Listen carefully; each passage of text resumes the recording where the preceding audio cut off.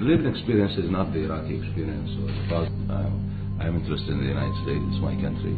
That what a special place it is because it opened its arm to people like me who didn't have a place to go. I think, I read the story of Seattle Times, which was very kind and honest and humble guy. But I think the last sentence of it says that he was one of us, and I want that to be corrected. I is one of you. I'm still one of you, and I always be one of Seattle. What do I end up? I don't really know. There's a village that I was born in, and I will always be part of Seattle. And it's a place where I raise my kids. And I don't want to be anywhere else. So even if I go back home, I'll always come back to this place. Britain is bomb them. I wouldn't mind. No, I know you wouldn't mind, but it's us that's being asked to bomb them. It's us that's paying No, for it's the bombing. international community. 34 countries. We're not. Britain it's costing Britain 38 million a week. We are grateful for that, but Britain is not paying for the whole campaign. It's an international campaign. Okay, let me speak. This is my country and it's my airport. It's my country as well. Is it? Yeah, I'm a British. Libya was your country. Yeah, I'm a British citizen as well. Oh, okay. I'm a British citizen as well. أنا بالتالي نحن ندافع عن العرب حتى تواجدنا في أوروبا. أما ما قال أني هربت من ليبيا، أنا طبعا هربت من ليبيا لأن ليبيا لا تحترمني وبلدي زجت بي بالخارج وأنا أحمل الله مش هذا موضوع وليست لدي الجنسية يعني تنتظر بوش كي يرفعك عليها يعني إذا أنت أهلا وسهلا بي ليس لدي أي مشكلة. ليس غريبا أنا ليس لدي مشكلة. أنا الحمد لله فرنسي وأفتخر بكوني فرنسي، فبالتالي أنا الحمد لله فرنسي وأفتخر بكوني فرنسي، فبالتالي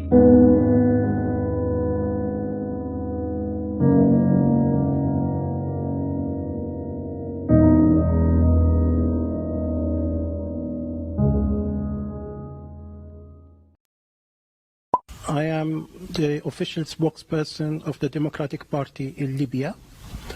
On behalf of the Libyan people, I would like to thank the British people and Her Majesty's government for helping us getting rid of the brutal dictator Gaddafi. Getting rid of Gaddafi was nothing short of a miracle. We'll always be grateful to Britain. I believe that the Conservative Party, which helped us in this respect, stands for freedom and human rights throughout the world. Unlike Labour Party, which supports dictatorships in North Africa, in the Middle East, and in Central Asia. For example, Mr. Tony Blair and Mr. Peter Mandelson used to be on the payroll of Gaddafi. They are still on the payroll of dictators in the Middle East and Central Asia. We need to make a very clear distinction between the Conservatives and the Labour Party.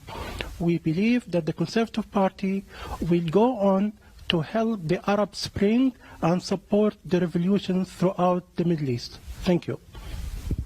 I was waiting for you pulling off a mask and revealing yourself as a comedian. I really cannot believe that you just said the words that you said. The idea that the Conservative Party supports the Arab Spring against dictatorships is so wrong, I don't know whether to laugh or cry. And you obviously haven't been in Libya for a long time. You can't have been. Otherwise, you would not dream of coming on international television and discussing Libya as if it were some kind of success. Gaddafi was everything you said he was.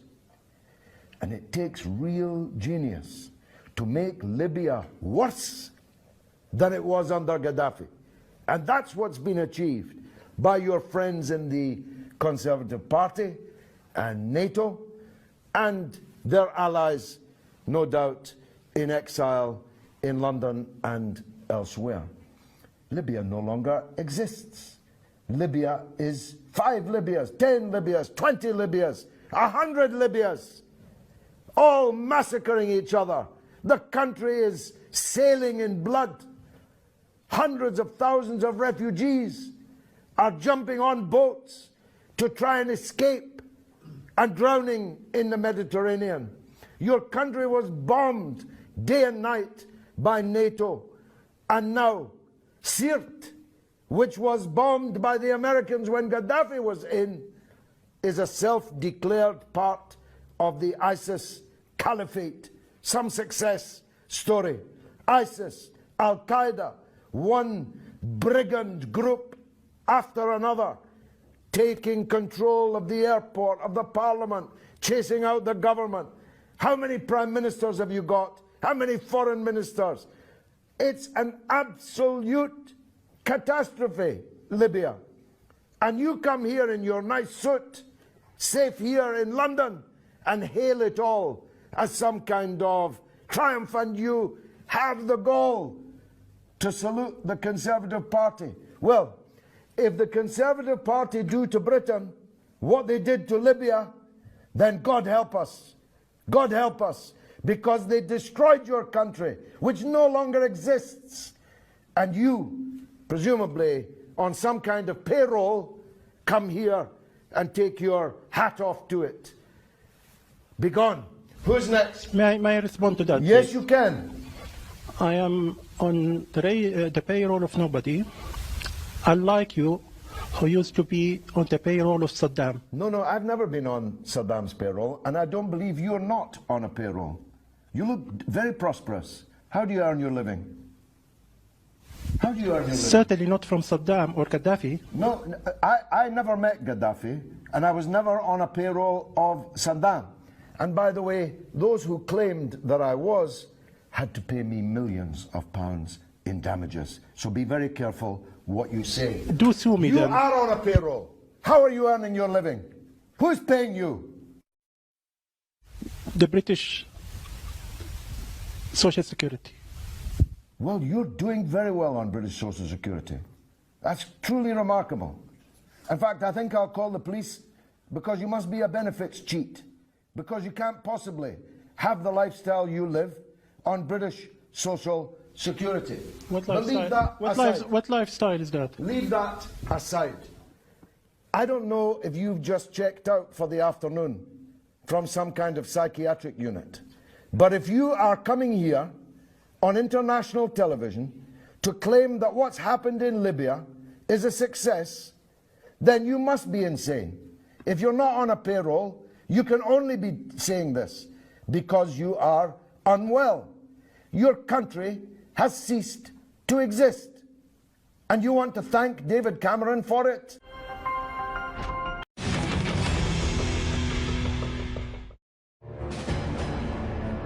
The CIA want to see a military commander they can trust, Colonel Khalifa Haftar. The Americans want Haftar to go back to Libya, to join the fight, to professionalize the rebellion. Once a senior leader in the Libyan army, taking on Gaddafi is personal. 254 people have died in the devastating terrorist bombing of Pan Am Flight 103 over the Scottish town of Lockerbie. Like the earlier bombing of a Berlin disco and gun attacks on civilians in European airports, the Lockerbie attack carries all the hallmarks of an operation by unhinged Libyan dictator Muammar Gaddafi. Gaddafi is deliberately and openly targeting Americans abroad. In the wake of a failed U.S. military operation to eliminate him, the CIA now turns to a new strategy.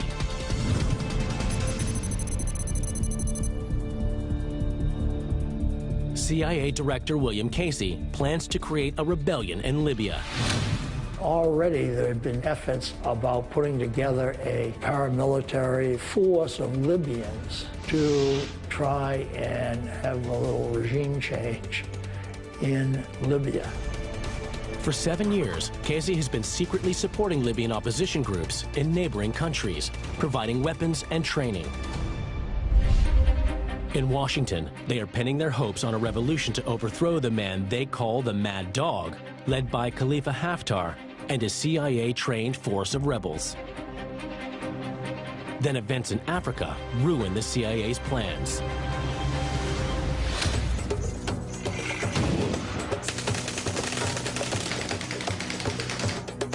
In 1990, the pro-American government of Libya's neighbor, Chad, is forced out and replaced by a new president who is hostile to the US-backed Libyan rebels. So suddenly you have these several hundred Libyan soldiers sitting in Chad, getting ready to take action against Gaddafi, but the new president of Chad doesn't want them there.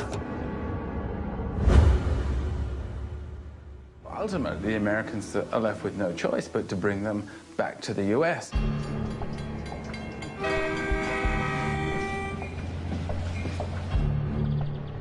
The man the CIA want to lead a Libyan rebellion settles in suburban Virginia, only a short drive from CIA HQ in Langley.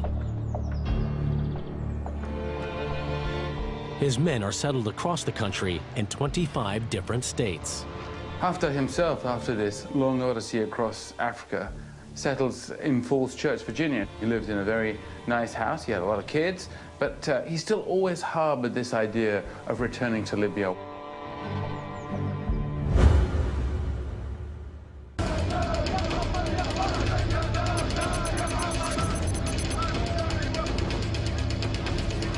A new opportunity for the CIA to deal with Gaddafi arises: the Arab Spring.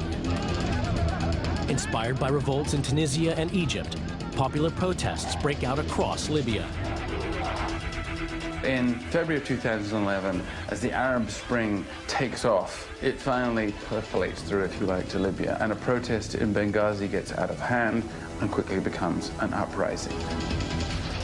Gaddafi sends his troops against the protesters, believing no one will interfere.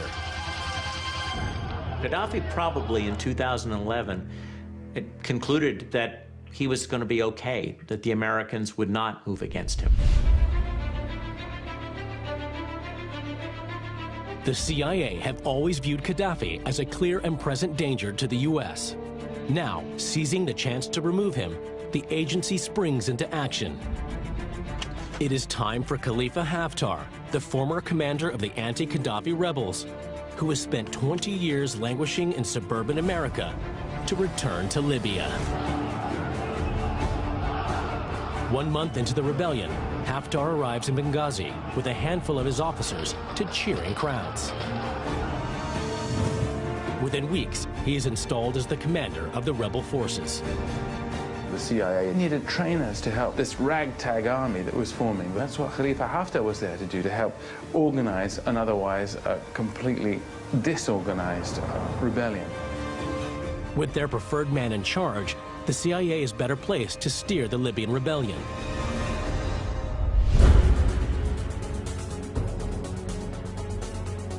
Thanks to this CIA support, within a few short months, the rebel forces take control of key Libyan cities. After 6 months of heavy fighting, the Libyan capital falls to the rebels, and Gaddafi goes into hiding.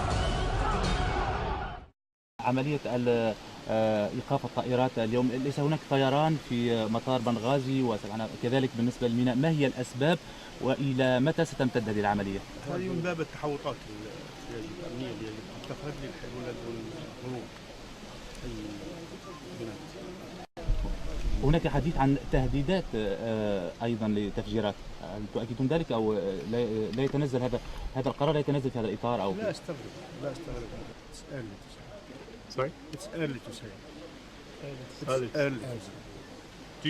Would you welcome the involvement of the FBI? We will welcome the help from anyone. Even the FBI on the ground here in Benghazi. Let us not talk about details. Thank you.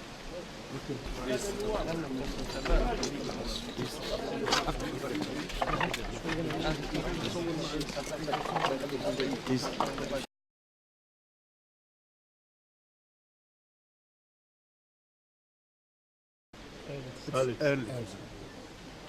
Would you welcome the involvement of the FBI? We will welcome the help from anyone. Even the FBI on the ground here in Benghazi. Let us not talk about details.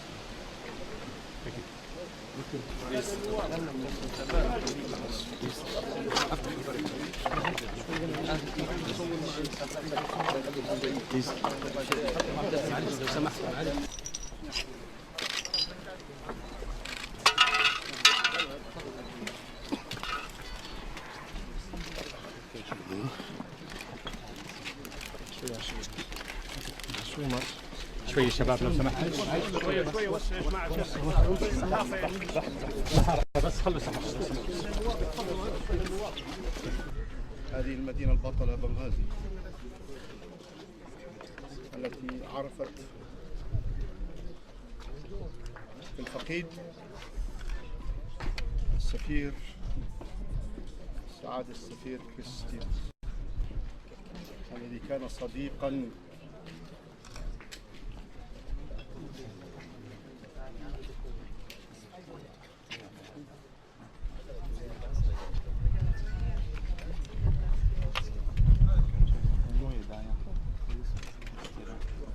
مخلصا وحقيقيا لهذه المدينة لكل إنسان فيها. عرفته كل شوارعها، كل أزقتها، عرفه كل المشاهدين، كل الناظرين.